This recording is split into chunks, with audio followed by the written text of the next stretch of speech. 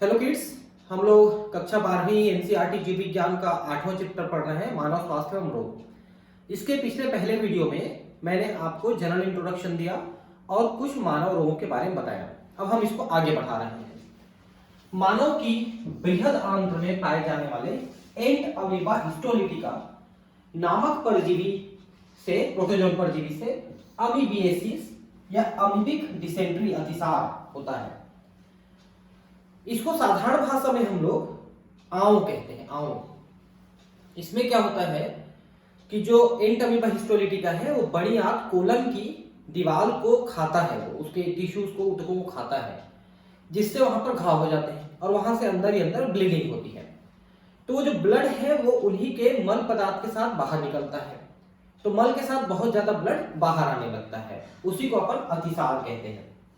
इसमें क्या होता है कि उसको कब्ज हो सकता है, हालांकि कब्ज जो है बहुत कम लोगों को होता है क्योंकि ज्यादातर में ये लूज मोशन होता है। उदरीय पीड़ा और ऐंठन, पेट में दर्द होगा। अत्यधिक श्लेष मल, मतलब जो मल पदार्थ है उसमें श्लेष्म आएगा। श्लेष मतलब म्यूकस आएगा, चिकना चिकना ऐसा है ना, और कभी कभी तो वही ब्लड ही आता है, मल आते ही नहीं उसमें। रक्त के थक्के वाला मल इस रोग के लक्षण है। सबसे बड़ा लक्षण है कि मल पदार्थ जो है वो पूरा ब्लडी हो जाएगा, पूरा ब्लड आएगा उसमें। और इसको फैलाने का काम जो है घरेलू मक्खी करते हैं।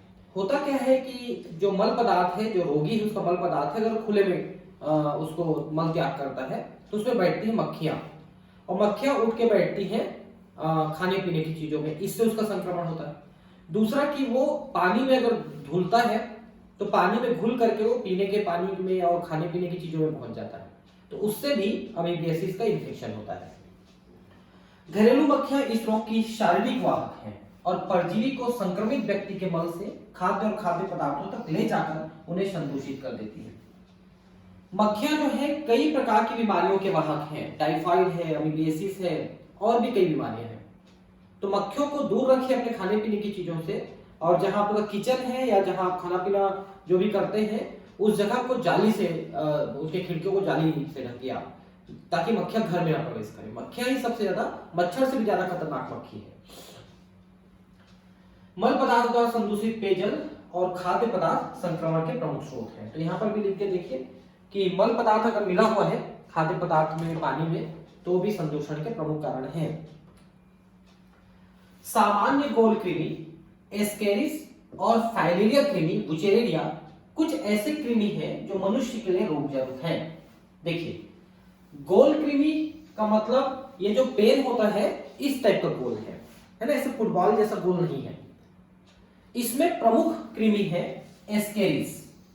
एस्केरिस बच्चों के पेट में होने वाला कृमि है। जो बच्चे मिट्टी खाते हैं उनके पेट में होता है, क्यों? क्योंकि मिट्टी में ही इनके अंडे होते हैं, और जिनके पेट में ये विकसित हो जाता है वो अपने अंडे को ये मल पदार्थ के साथ, उस रोगी के मल पदार्थ के साथ बाहर कर देता है, तो मल पदार्थ में इसके अंडे आते हैं। अब वो मल अगर खुले में त्याग करता है तो फिर इसके अंडे मिट्टी में, पानी में मिल जाते हैं और वहां से बच्चों में और दूसरे लोगों खाने पीने की चीजों के साथ जा सकते हैं। फाइलेरिया जो है, इसकी फाइलेरिया मतलब होता है हाथी पांव बीमारी। देखे होंगे कि बहुत मोटा हो जाता है पैर, ये मैंने आपको ये दिखाया था, देख सकते हैं इस टाइप का हो जाता है पैर, और ये वृषण कोष, तो ये फाइलेरिया है। तो इसका जो परजीवी है वो बुचेरेरिया कहलाता है, बुचेरेरिया बैंक्रॉफ्टाई, जिसको क्यूलेक्स मच्छर फैलाती है। तो ये हमारे शरीर में पाए जाने वाले प्रमुख कृमि है।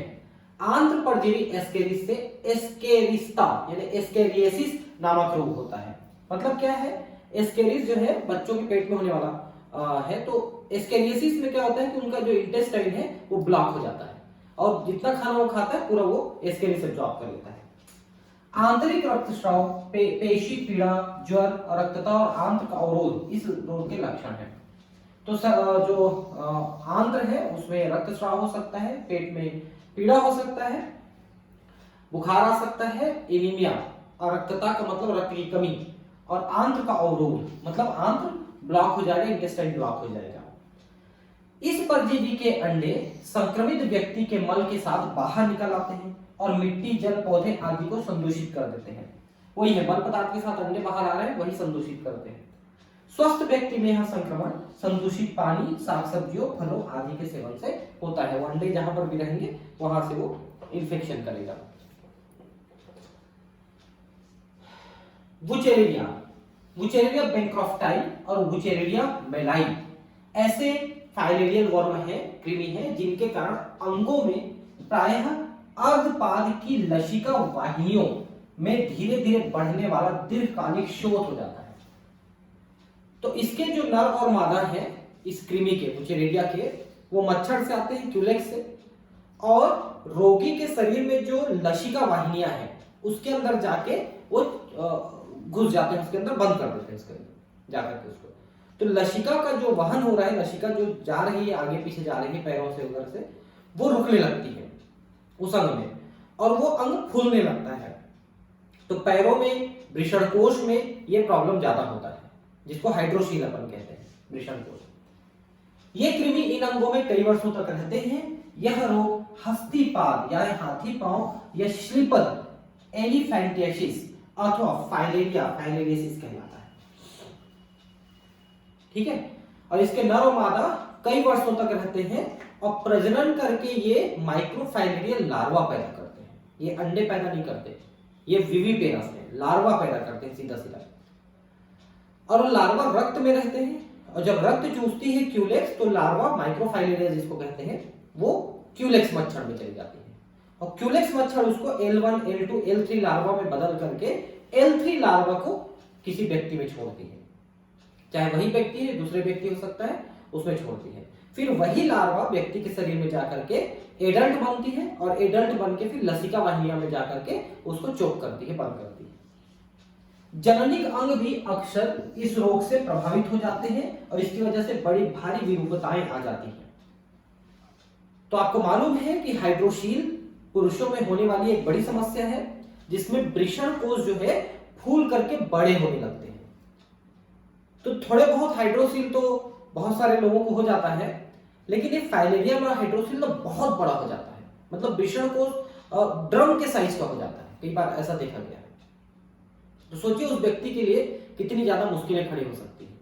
और प्रॉब्लम ये है कि ये बीमारी गरीब देशों में, गरीब लोगों में ज्यादा होता है, जो इसका इलाज भी ठीक से नहीं करा पाते। इलाज तो है नहीं भाई, जो वृषणकोश बढ़ गया है उसको पानी को निकाल के छोटा किया जा सकता है, या पैर फूल रहे हैं तो उसमें से लिफ को निकाल के कम किया जा सकता है, लेकिन इसका परमानेंट इलाज नहीं है। हाँ, एक दवाई जरूर है जिसको अपन DEC कहते हैं, डाई एथाइल कार्बेमाजाइन, वो इनको दिया जाता है। तो जो ब्लड में आने वाला माइक्रोफाइलेरिया है, इसका जो लार्वा है माइक्रोफाइलेरिया, वो मर जाते हैं। तो दूसरे व्यक्ति में जो फैलाने की क्रिया हो रही है उसमें थोड़ा सा रोक लग सकती है।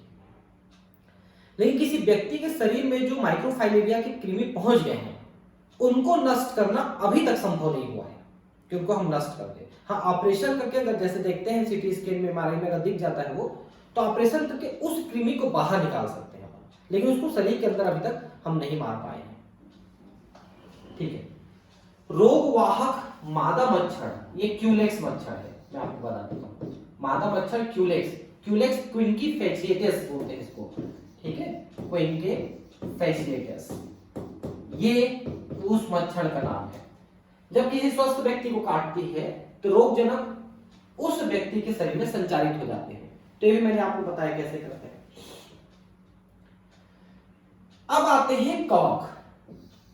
कवक के द्वारा ज्यादातर जो रोग होते हैं वो त्वचा से संबंधित होते हैं, जैसे दांत, खाज, खुजली। ये बाजू में एक फोटो लगा है, आप देख सकते हैं कि यहां पर ये ठुड्डी के पास ये दांत हो गया है ऐसा।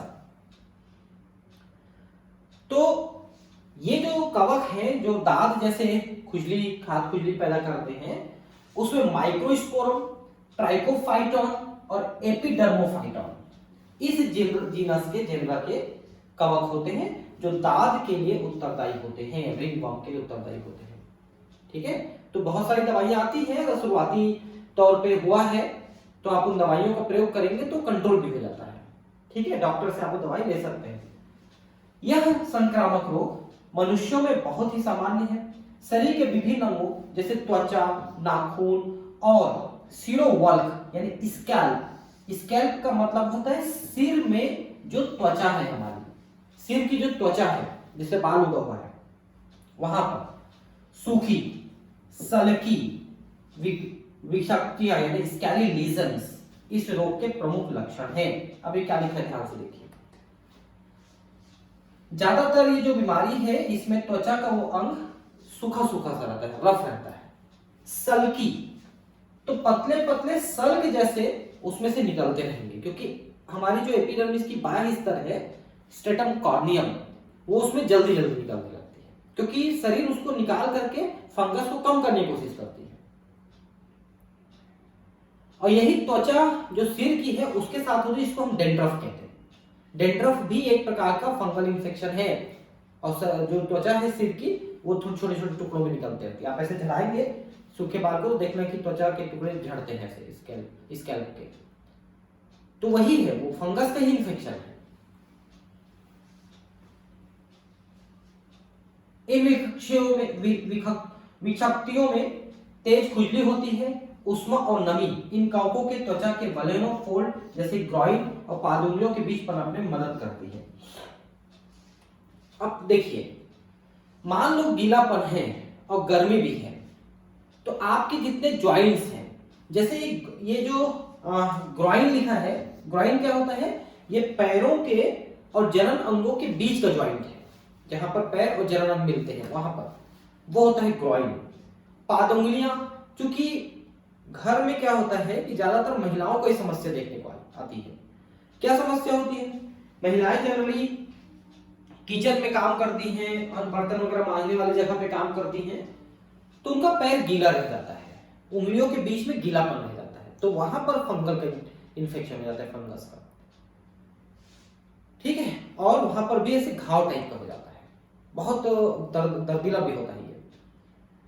तो अगर आपके घर में इस तरह की समस्या है, आपकी माता को, बहन को, जिसको भी, तो आप क्या करिए, उनको आप एक चप्पल ला के दीजिए जो थोड़े से मोटे लेयर वाली होती है, नीचे से मोटी होती है थोड़ी सी, वो ला के दीजिए और उनको कहिए कि आप इसको किचन में रखिए, क्योंकि जनरली हम भारतीयों में क्या है, किचन में हम बाहर के चप्पल को अलाउ नहीं करते हैं,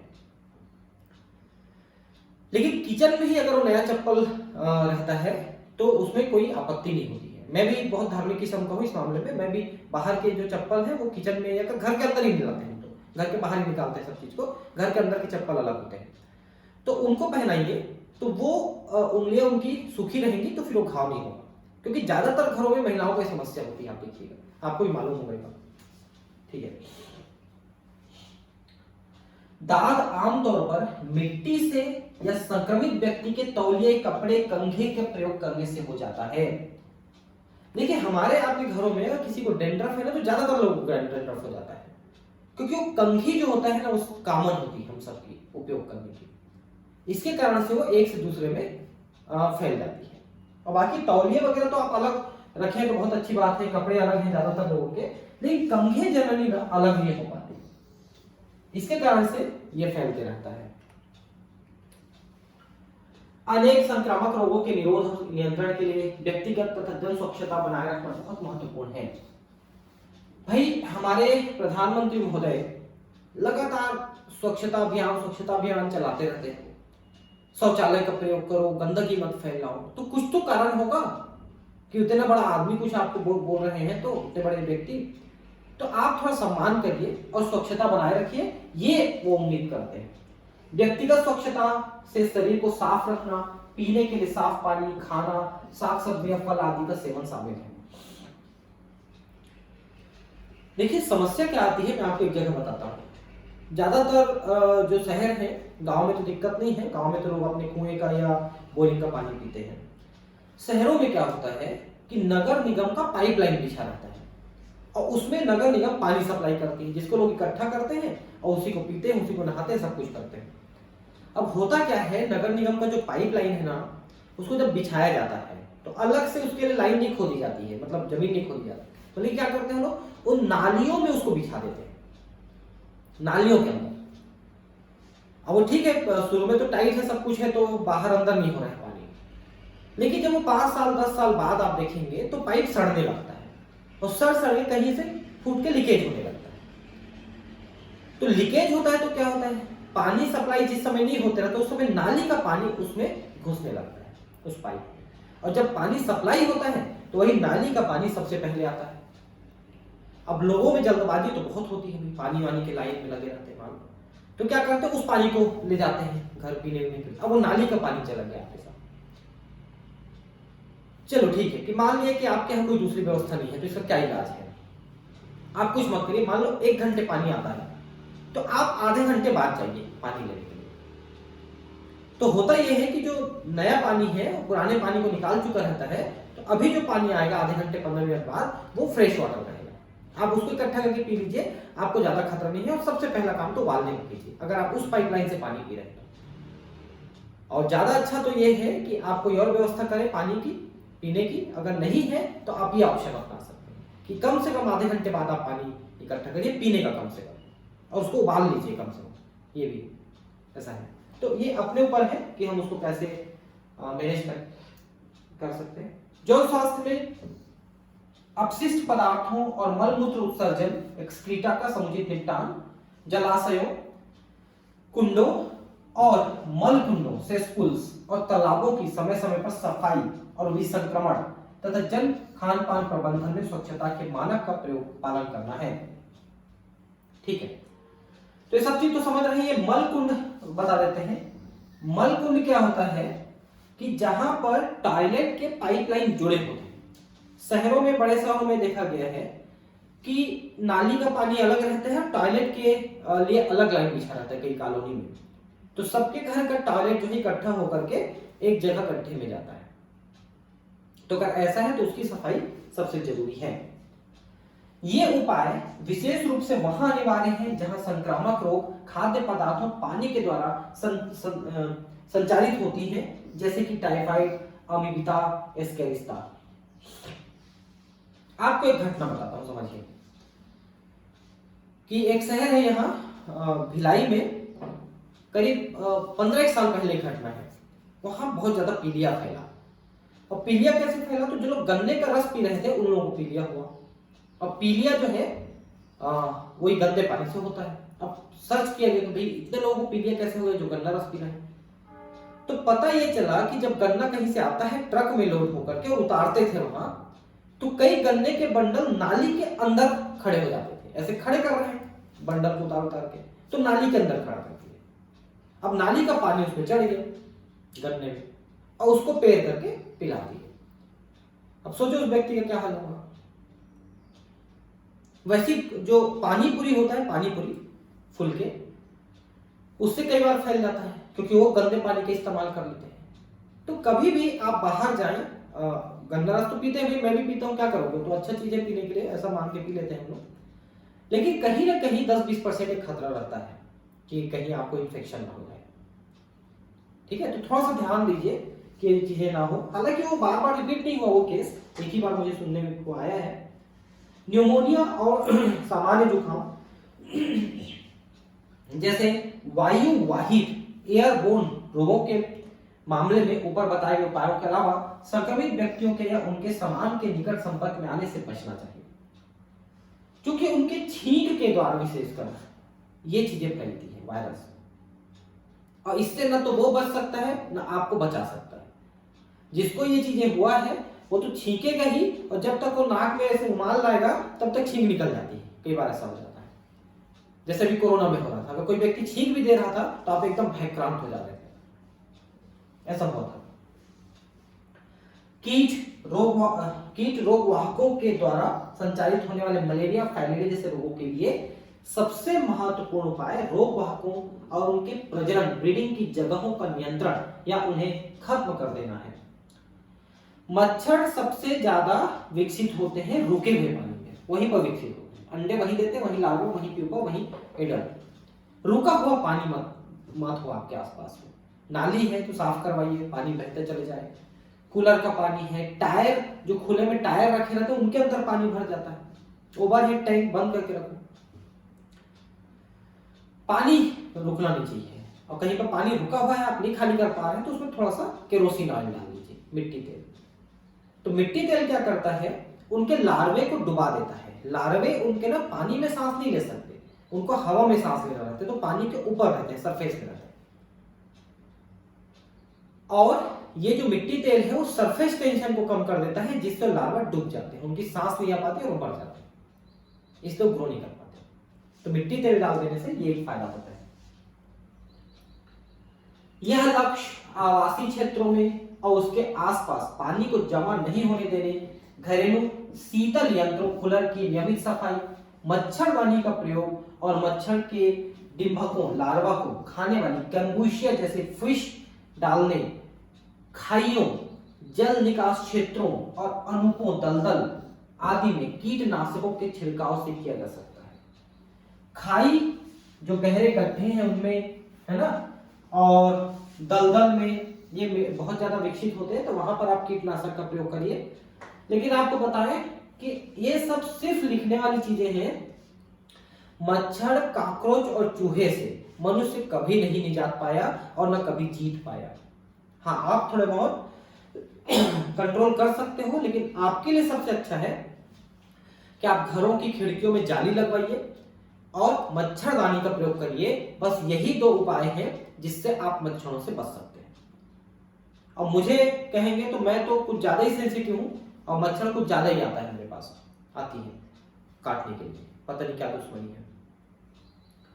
तो मैंने सारा दरवाजा खिड़की सब में जाली लगवाया है, तब जाके मैं बचे रहता हूँ, और रात में मच्छरदानी का प्रयोग करते हैं। ये एक बहुत आवश्यक चीज है, क्योंकि अगर एक बार आपको मलेरिया हुआ ना तो लिवर हमेशा के लिए कमजोर हो जाता है, और अगर फाइलेरिया हुआ तो उसका तो इलाज ही नहीं है। तो आप इस बात को समझ लीजिए। दरवाजों और खिड़कियों में जाली लगवानी चाहिए ताकि मच्छर अंदर न घुस सके। भारत और उसके बहुत से भागों में हाल ही में रोग वाहित एडिस मच्छर, डेंगू और चिकनगुनिया जैसे रोगों का व्यापक रूप से फैलने के संदर्भ में ऐसे उपाय और भी महत्वपूर्ण हो जाते हैं। ये जो डेंगू है ना, ये जानलेवा है बिल्कुल। प्लेटलेट की संख्या बहुत कम हो जाती है, तेजी से कम होती है। प्लेटलेट जनरली 1.5 लाख से 3.5 लाख होते हैं पर क्यूबिक में, लेकिन अगर ये घटते घटते 40,000 से नीचे आ गए तो फिर उसकी मौत निश्चित हो जाती है, क्योंकि इंटरनल ब्लीडिंग होने लगती है शरीर के अंदर। जीव विज्ञान में हुई प्रगति से हमें अनेक संक्रामक रोगों से निपटने के लिए कारगर हथियार मिल गए हैं। टीका यानी वैक्सीन के उपयोग और प्रतिरक्षीकरण कार्यक्रमों से चेचक जैसे जानलेवा रोग का पूरी तरह से उन्मूलन कर दिया गया है। ये क्वेश्चन आया है कई बार, भारत से कौन एकदम पूरी तरह से खत्म हो गया है, तो चेचक खत्म हो गया है वैक्सीन के द्वारा, है ना। वैक्सीन टीका आप सब जानते हैं। वैक्सीन के इस्तेमाल से polio, diphtheria, pneumonia, tetanus, TB, hepatitis इत्यादि और अभी कोरोना जैसे अनेक संक्रामक रोगों को काफी हद तक नियंत्रित कर लिया गया है। जैव प्रौद्योगिकी बायोटेक्नोलॉजी है, जिसके बारे में आप 12वें अध्याय में और ज्यादा पढ़ेंगे। नए नए और अधिक सुरक्षित वैक्सीन बनाने के कगार पर है। वैक्सीन एक्चुअली क्या होता है, ये उन्हीं जीवाणु विषाणुओं के पार्ट होते हैं या वही खुद होते हैं, जिंदा होते हैं, भले कमजोर की हो। जैसे पोलियो है, बीसीजी है, इनका क्या होता है, जीवित विषाणु है। बीसीजी नहीं, सॉरी, पोलियो है और डीपीटी, ये दो इसके जीवाणु विषाणु जीवित होते हैं, उन्हीं को शरीर के अंदर डाल देते हैं कमजोर करके। तो थोड़ा सा और सुरक्षित वैक्सीन बनाने की कोशिश में है। प्रतिजैविक एवं अन्य दूसरी औषधियों की खोज ने भी संक्रामक रोगों के प्रभावी ढंग से उपचार करने में हमें सक्षम बनाया है।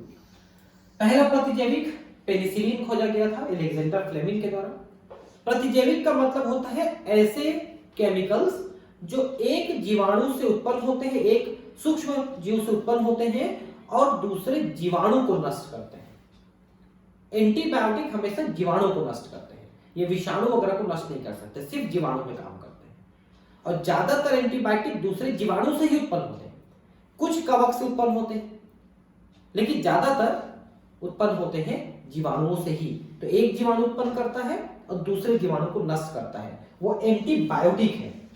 आप जरा ध्यान समझ लीजिए, एंटीबायोटिक का मतलब एक सूक्ष्म जीव पैदा करता है दूसरे सूक्ष्म जीव को मारने के लिए। तो हम इसका प्रयोग क्यों करते हैं, क्योंकि हमको पता है कि ये सूक्ष्म जीव मर जाता है इससे और उस सूक्ष्म जीव से हमको बीमारी हो रही है।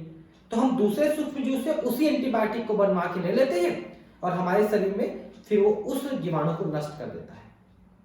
ये एंटीबायोटिक है। और एक और होता है एंटीबॉडी। एंटीबॉडी हमारे शरीर में बनता है। जब कोई बैक्टीरिया वायरस प्रवेश करता है हमारे शरीर में तो वो एंटीबॉडी बनाता है, ठीक है। और एंटीबॉडी बना करके वो उसको नष्ट करता है शरीर, बैक्टीरिया वायरस को। अब प्रतिरक्षा यानी कि इम्यूनिटी। तो हमारे शरीर में रोगों से लड़ने की जो क्षमता है, इम्यूनिटी, ये कितने प्रकार के हैं और कैसे काम करते हैं? तो जनरली ये दो प्रकार के होते हैं। एक वे जो हमें जन्मजात प्राप्त होता है, हमारे माँ बाप के द्वारा दिया हुआ है, वो सहज कहलाता है, इन्नेट कहलाता है। लेकिन दूसरे वे जो हम अपने जीवन काल में विकसित करते हैं और तरह तरह के एंटीबॉडीज का फार्मूला बनाते हैं अपने शरीर में, तो वो होता है एक्वायर्ड, उपार्जित। दो प्रकार की इम्यूनिटी हमारे शरीर में पाई जाती है। हमें हर रोज बड़ी संख्या में संक्रामक कारकों का सामना करना पड़ता है, परंतु इनमें से कुछ ही रोग के शिकार बनाते हैं। क्यों? आप एक बार सांस ले रहे हो, करोड़ों बैक्टीरिया पी गए। एक बार आपने एक गिलास पानी पिया, करोड़ों बैक्टीरिया वायरस पी गए। फिर कैसे बीमार नहीं पड़ रहे? क्योंकि आपका शरीर उनको नष्ट कर रहा है लगातार। इसका कारण यह है कि हमारा शरीर अधिकांश बाह्य कारकों से अपनी रक्षा कर लेता है। परपोषी की रोग कारक जीवों से लड़ने की क्षमता जो उसे प्रतिरक्षी तंत्र के कारण मिलती है, प्रतिरक्षा कहलाती है। प्रतिरक्षा दो प्रकार की होती है, सहज प्रतिरक्षा और उपार्जित प्रतिरक्षा। तो सहज जो हमको जन्म से मिलती है, जैसे हमारी ये त्वचा है, म्यूकस है ना, बहुत सारे भक्षी कोशिकाएं हैं शरीर में, वो हमको अपने माँ बाप से मिला हुआ है। लेकिन जैसे कोरोना आपके शरीर में आया, उसके लिए आपके शरीर ने नया एंटीबॉडी बनाया, वो आपको उपार्जित हुआ, उसको आपने खुद कमाया है, वो आपके माँ बाप ने आपको नहीं दिया है। तो पहला है सहज प्रतिरक्षा, जिसको अपन इन्नेट कहते हैं। ये देखिए, इन्नेट इम्यूनिटी एक प्रकार की अविशिष्ट रक्षा है जो जन्म के समय मौजूद होती है। अविशिष्ट का मतलब होता है ये किसी एक के लिए विशिष्ट नहीं होता, जैसे कि ये विशिष्ट होता है दूसरा वाला। जैसे मान लो एक एंटीबॉडी आपने बनाया कोरोना के वायरस के लिए, तो कोरोना के वायरस में ही काम करेगा, वो किसी दूसरे वायरस में या बैक्टीरिया में काम नहीं करेगा वो एंटीबॉडी। और इवन अगर वो कोरोना वायरस बदल के आ गया तो भी वो काम नहीं करेगा, इसलिए वो विशिष्ट होता है। लेकिन ये जो इन्नेट वाला है, जो जन्म से हमको मिलता है, ये अविशिष्ट है, मतलब ये सब में एक जैसा काम करेगा। जैसे त्वचा सबको रोकती है, श्लेष्म सबको रोकती है, टीयर है, श्लेष्म है, इनके जो लाइसोजाइम है वो सबको नष्ट करते हैं। HCl आपके स्टमक में सबको नष्ट करते हैं। फैगोसाइटिक भक्षी कोशिकाएं सबको खाती हैं। ऐसा यह जन्म के समय मौजूद होती है। यह प्रतिरक्षा हमारे शरीर में बाह्य कारकों के प्रवेश के सामने विभिन्न प्रकार के रोध खड़ा करने से हासिल होती है। हम उसको शरीर में प्रवेश ही नहीं करने देते हैं ज्यादातर को, ये त्वचा के माध्यम से। सहज प्रतिरक्षा में 4 प्रकार के रोध होते हैं। अब ये रोध मतलब अवरोध, रोकने की। क्या क्या 4 प्रकार के? पहला शारीरिक रोध यानी फिजिकल बैरियर, जिसमें हमारी शरीर की जो त्वचा है ये किसी भी बैक्टीरिया वायरस को प्रवेश करने से रोकती है। यही कारण है कि जैसे ही कहीं पर चोट लगता है, कटता फटता है, तो वहां पर आप तुरंत डेटॉल खोजते हो, लगाते हो। मत खोजिए, आप उसमें लगा दीजिए थूक, अपना थूक लगा दीजिए, सेलाइन या हल्दी लगा दीजिए, जो सूक्ष्म जीवों के प्रवेश को रोकता है। श्वसन, जठरांत्र यानी गैस्ट्रोइंटेस्टाइनल और जनन मूत्र पथ को आस्तारित करने वाली एपिथेलियम का श्लेष्मा जो लेयर है, आलेप, भी शरीर में घुसने वाले रोगाणुओं को नष्ट करने में, रोकने में सहायक है।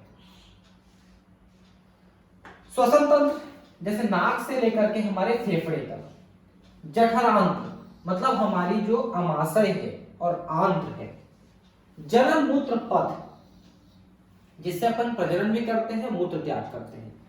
विशेषकर फीमेल्स में, मादा में, महिलाओं में जो वेजाइना होती है, योनि, उसके अंदर एसिडिक मीडियम बना के रखते हैं जिससे कोई जीवाणु विषाणु वहां पर नहीं पनप पाता जल्दी से। तो श्लेष्म में जो होते हैं इन जगहों पे होते हैं। एक तो जो जीवाणु विषाणु प्रवेश कर रहे हैं उनको ये अपने आप में चिपका लेते हैं, श्लेष्म जो है अपने आप में चिपका करके उनको रोक लेते हैं और इस श्लेष्म को हटा करके नया श्लेष्म बीच बीच में बनाते रहते हैं। दूसरा है कालिकी रोध यानी फिजियोलॉजिकल बैरियर। अब आपके शरीर में ऐसी कौन कौन सी चीजें हैं जो क्रिया करती हैं और क्रिया करके किसी चीज को नष्ट कर रही हैं। अमाशय में अम्ल, देखिए HCl अम्ल अमाशय में होता है और फूड के साथ आए हुए सभी बैक्टीरिया वायरस को नष्ट करता है। मुंह में लार, ये भी इसके अंदर लाइसोजाइम एंजाइम होता है। आंखों के आंसू में भी वही लाइसोजाइम है। तो ये सभी आने वाले बैक्टीरिया को नष्ट करने में मदद करते हैं। लाइसोजाइम एक प्रकार का एंजाइम होता है जो किसी बैक्टीरिया वायरस को नष्ट कर सकता है। हमारे आंसू में, लार में, नाक के म्यूकस में ये उपस्थित होते हैं। तीसरा है कोशिकीय रोध। हमारे शरीर में बहुत सारे भक्षी कोशिकाएं हैं जो आने वाले जीवाणु विषाणु को खा जाते हैं और खा करके उनको डाइजेस्ट कर देते हैं। हमारे शरीर के रक्त में बहुरूप केंद्रक, श्वेताणु, उदासीन रंजी, PMNL, न्यूट्रोफिल जैसे कुछ के श्वेताणु और एक केंद्रकाणु मोनोसाइट तथा प्राकृतिक मारक लिम्फोसाइट के प्रकार एवं ऊतकों में बृहद भक्षकाणु मैक्रोफेजेस रोगाणुओं का भक्षण करते हैं और नष्ट करते हैं। अब इनको जरा ध्यान समझिए। बहुरूप केंद्रक श्वेताणु, देखिए हमारे शरीर में दो प्रकार के WBC होते हैं। एक को हम कहते हैं कणिकामय और एक को हम कहते हैं अकणिकामय। ऐसा इसलिए क्योंकि ये जो है कणिकामय WBC यानी कि श्वेत रक्त कण, इनके कोशिका द्रव्य में कुछ कण पाए जाते हैं जिसके कारण से इनको कणिकामय कहते हैं और दूसरे वाले में ये नहीं पाए जाते इसलिए वो अकणिकामय कहलाते हैं। जो कणिकामय है वो 3 प्रकार के हैं, न्यूट्रोफिल, बेसोफिल, इओसिनोफिल, 3 प्रकार के हैं। जबकि अकणिकामय ये 2 प्रकार के हैं, लिम्फोसाइट और मोनोसाइट। तो फिर से बता रहा हूं, जो कणिकामय है ये 3 प्रकार की है, न्यूट्रोफिल, बेसोफिल, इओसिनोफिल, कणिकामय। और जो अकणिकामय है वो 2 प्रकार की है, लिम्फोसाइट और मोनोसाइट।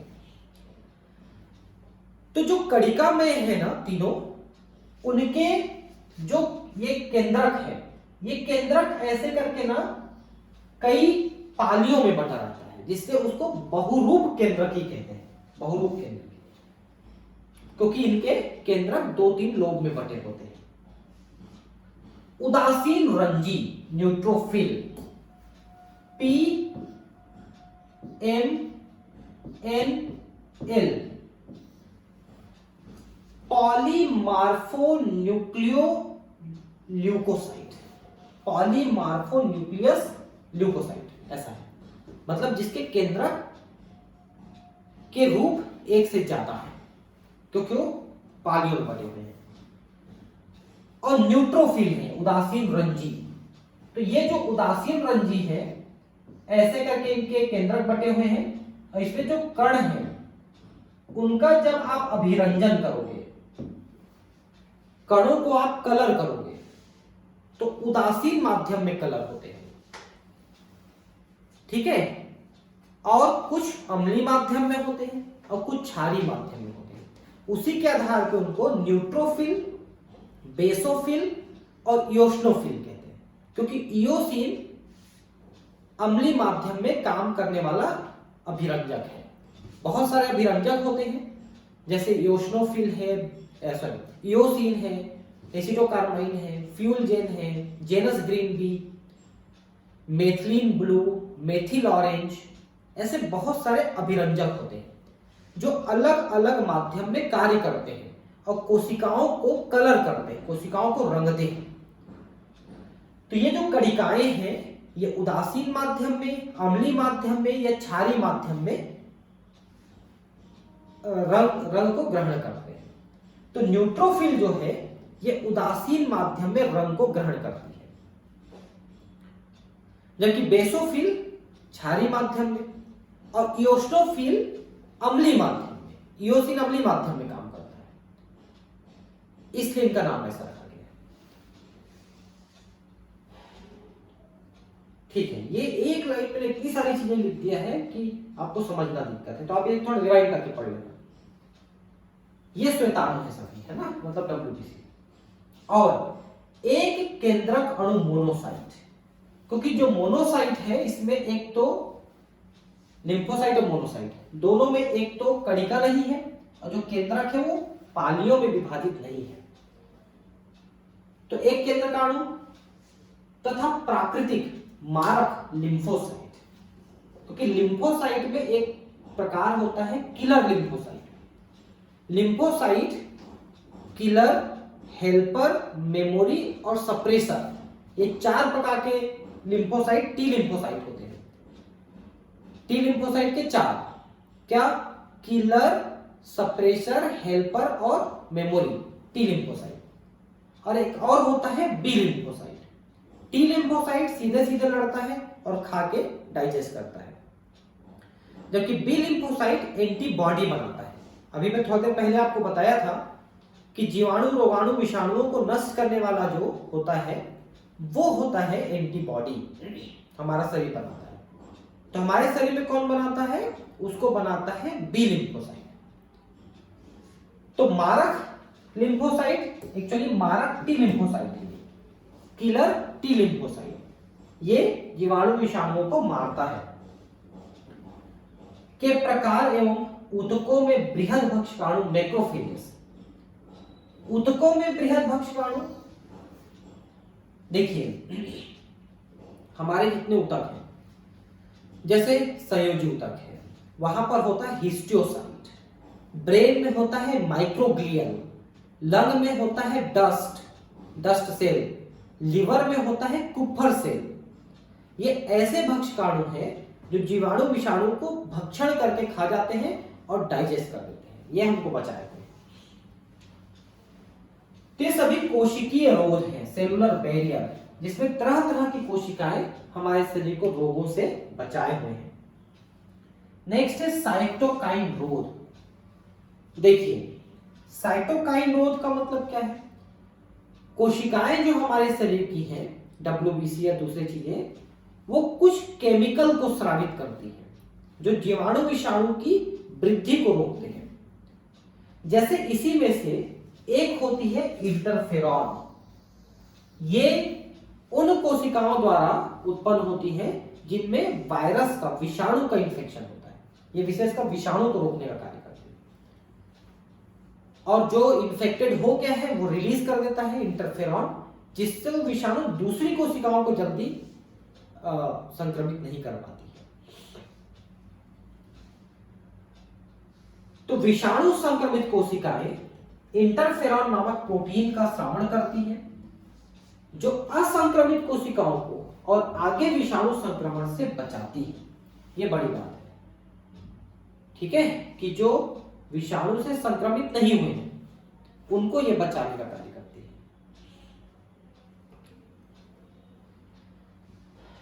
ठीक है, अब ये उपार्जित प्रतिरक्षा, इक्वाडिबिलिटी, मैं आपको अगले क्लास में बताता हूं।